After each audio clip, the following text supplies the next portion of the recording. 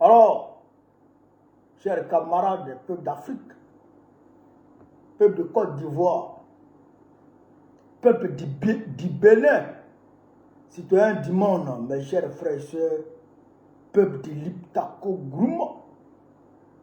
Frère, soyez salués en vos rangs, grades et qualités, en vos rôles, fonctions et attributions. Camarades peuple d'Afrique, on va aborder deux sujets majeurs ce soir. Très rapidement.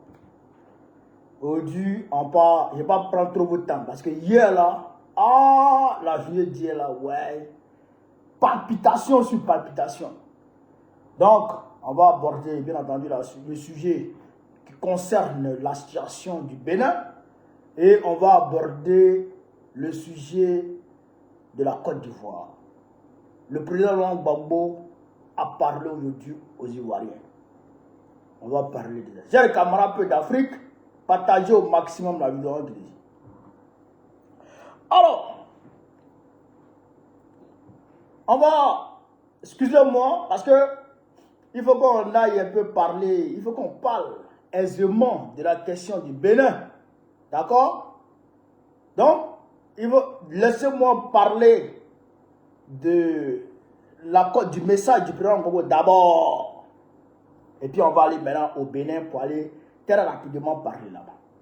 Alors, le président Gbagbo s'est adressé au peuple de Côte d'Ivoire. Le président Gbagbo s'est adressé au peuple de Côte d'Ivoire. Toujours aussi providentiel, insaisissable.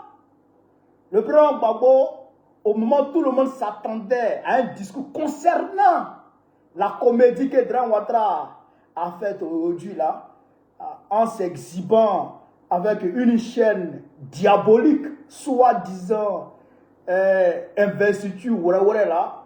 Alors, moi, je pensais que le discours du président allait concerner, comment dirais-je, cette histoire-là.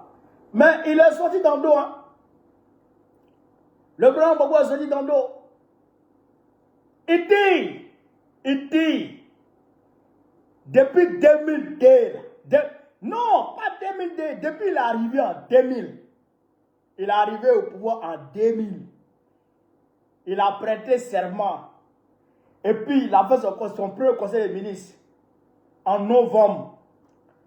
Le 4, la nuit du 4 au 5 janvier 2001, première tentative de coup d'État. Première tentative de coup d'État de la France qui a actionné les emails de Draman Ouattara contre lui. Première tentative de coup d'État. D'accord? Cette tentative a été repoussée. 19 septembre, la nuit du 18 au 19 septembre 2002, alors qu'il était en Italie, deuxième tentative de coup d'État. Guy Robert est tombé, Boga Doudou et bien d'autres illustres personnalités de la Côte d'Ivoire sont tombés ce jour-là. Donc,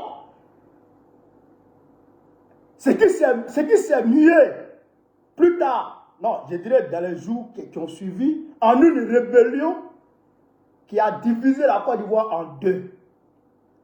Il y a eu des morts. Il y a eu des morts. Il y a eu deux camps.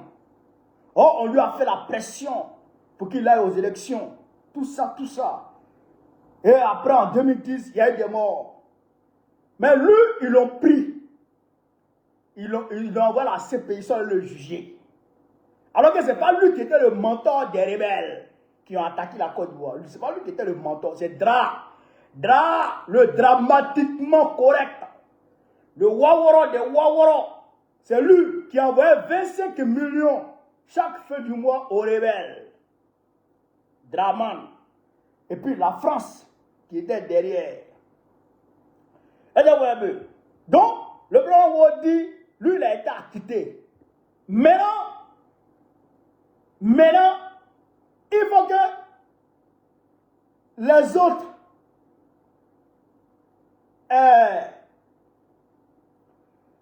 autres entités qui ont participé, qui ont pris part à la guerre, l'ONU, comment dirais-je, la force Licorne, la main française, et le camp des rebelles, le camp des Dozo, il faut qu'eux aussi, là, on aille voir clair dans leur affaire. Donc, il a demandé à Maître Alti, d'aller saisir la CPI.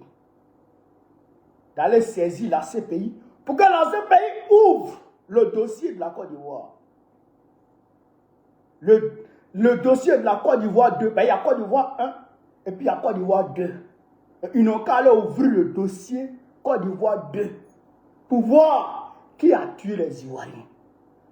Parce qu'on ne peut pas tuer les Ivoiriens et puis il n'y a pas de coupable. Si Laurent Gbagbo a été jugé, c'est que lui, il n'est plus dedans. Les autres camps, il faut qu'on aille voir ce qui se passe. Voilà ce que le président Gbagbo a dit en substance dans son adresse aujourd'hui aux Ivoiriens. Olga, la journaliste du PPACI, a fait une très belle lecture de l'adresse du président que j'ai mis sur ma page. Vous pouvez aller voir ça sur ma page Facebook. Sur le monde vous pouvez aller voir. Donc, vous savez, le président Gbagbo, quand il est rentré en Côte d'Ivoire, quand il allait voir Dra, la première des choses dont il a parlé, c'est la libération des prisonniers. Il a dit, lui Laurent Gbagbo, il était le chef de file des militaires, les Dobo-Blé, qui étaient en prison. Ceux qui ont été arrêtés à sa résidence en 2010, là, en 2011. Et ceux qui ont été arrêtés dans la foulée de la résistance patriotique contre les agresseurs français. D'accord? Les agresseurs français, là, c'est lui qui était le chef de file. Et lui, il est allé répondre à la CPI pour eux tous. Et pour tout ce que eux, ils auraient commis. Pour tout ce que eux, ils auraient commis, lui, il est allé répondre à la CPI pour eux tous. Donc, il a dit à Dra, il faut les libérer. Puisque moi, j'ai été libéré. Donc, ça veut dire que ceux-là n'ont rien fait. Ils n'ont rien à faire dedans là-bas. Il faut les libérer. Il a dit ça. Mais Dra ne les a pas libérés tous. Dra ne les a pas libérés tous. Et comment dirais-je, quand on a la première édition de notre fête de la Renaissance qui s'est tenue à Yopougon en 2022, je crois que c'était mars 2022, je crois que c'était le 31 mars 2022, à Yopougon, le président Gbagbo a dit que lui, il a été acquitté. Lui, il a été acquitté. Et les autres, qui a tué les Ivoiriens? Et il a dit même, je crois que c'était sur France 24, que lui, Gbagbo étant acquitté, il faudrait qu'on cherche dans les autres groupes là, les autres protagonistes, pour voir qui a tué les Ivoiriens. Il a dit ça. Et il a dit, je crois que c'était le 10 mai, je crois que c'était le 10 mai 2024, quand il a été investi candidat du PPACI, il a dit que s'il était élu, il allait non seulement régler la question des victimes et les prisonniers politiques là, ça on n'en parlait même pas. La dernière fois il dit, c'était dès qu'il prenait le pouvoir, dès qu'il libérait les prisonniers politiques. Et il allait dédommager toutes les victimes des crises de la Côte d'Ivoire, des crises qui se sont succédées en Côte d'Ivoire. Il allait dédommager toutes les victimes. Il a dit ça. Est-ce que vous comprenez un peu? Il a dit ça. Donc, ça veut dire que s'il prenait le pouvoir, il allait non seulement faire la lumière sur ce qui s'est passé en Côte d'Ivoire, il allait tout faire pour situer les responsabilités, pour connaître la vérité, parce que les victimes attendent la vérité pour être apaisées. Il allait faire connaître la vérité d'abord. Et s'il faisait connaître la vérité maintenant, peut-être après, on allait s'asseoir pour se pardonner et puis aller de l'avant. Est-ce que vous comprenez ça? Et aussi, il allait libérer les prisonniers politiques et d'autres choses. Mais comme Ouattara a braqué le pouvoir, il a fait un braquage, il a fait un coup d'état civil. Donc, ce que le président Gbagbo n'a pas pu faire étant président, s'il participait à l'élection, il allait gagner.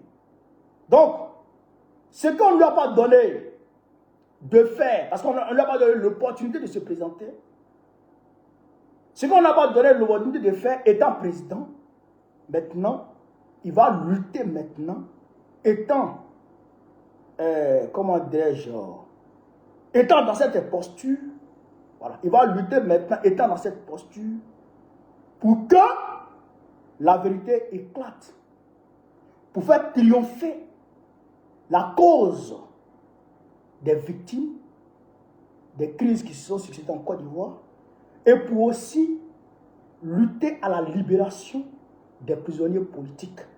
Et en même temps, s'opposer au 4e mandat. Donc, le combat qui a commencé contre le 4e mandat, ce n'est pas du jeu. Ce n'est pas du jeu. Ne jouez pas à ça. Hein? C'est un combat titanesque qui a engagé des moments comme ça. C'est un combat titanesque qui a engagé des moments comme ça. Donc, les avocats vont faire pour eux. Les politiques vont faire pour eux. Les diplomates vont faire pour eux. Et la rue va faire pour elle. C'est ça aussi qui est la réalité. La rue va faire son combat. La rue va faire son combat. Donc, nous suivons le président Gbagbo. Nous marchons dans ses pas. Il n'a qu'à donner les orientations, on va suivre. Avec cette constitution-là, tu veux faire 4 mandats, mais d'où tu sors? D'où tu sors? C'est quoi, lui, tu es qui? Je donne un rendez-vous. Il sera assis à terre et puis on va lui donner. Il y a une croix spirituellement sur ce régime. Et je vous l'ai dit, Alassane Dramane Ouattara sera pris. Sa femme sera prise. Son frère sera pris. Et leur arrogance, leur orgueil, ils n'auront que leurs larmes. Et leur humiliation va être totale. Leur humiliation va être totale. Mais ce que Dieu leur réserve, c'est incroyable. Je ne vais pas donner plus de détails.